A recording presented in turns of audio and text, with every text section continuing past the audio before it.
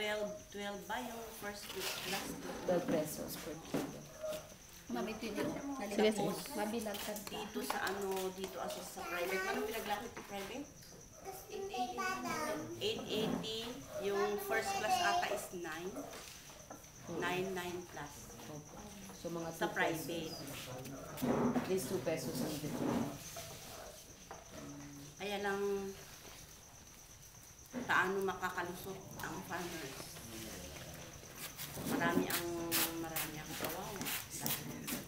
Maganda nga ang mais nila, pero dahil sa bagyo, bumagsak. Lalo pang bumagsak sa presyo. Bakit po bumagsak? Hindi ba dapat mas magmahal dahil Ewan ko ba sa gobyerno kumonti yung mga nasira yung mga ani, gano'n. Walang penny. Ewan ba sa gobyerno natin? Kasi narinig ko rin yung yung presyo ng kopra bumagsak din.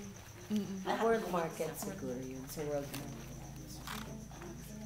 Kasi may damage, talagang may damage. Yung walang damage, yung hindi na ng bagyo, yun medyo maganda ang presyo. Kaya lang pag dito sa NFA, mag-a-apply ka pa doon. Tapos, ang alam ko doon, schedule. Halimbawa at yung schedule mo ay sa December mo ipapasok.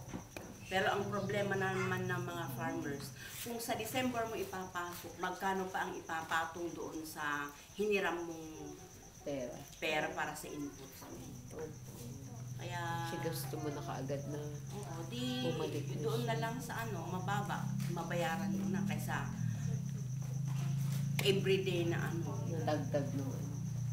halos wala din matira. Ano po yung sabihin ng PFA po ba yan? PEA o PFA? PFA. Yung dialect na nila kasi yan. Mayuyaw, Pasang dialect. at kalupaan. Ano yan? Bachang, Pasha. Parang Bachang, Pachang. at Bayanihan. Kalupaan. Bayanihan. Ang ibig Bayanihan. sa kalupaan. Oh. sa kalupaan. Organization. Wait, kasi, ito. Ito na yung mga members ng community.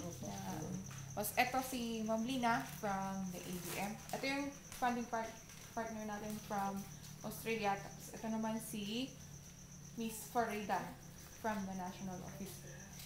So, Good morning. Salamat po at nandito kayo. Hindi ko in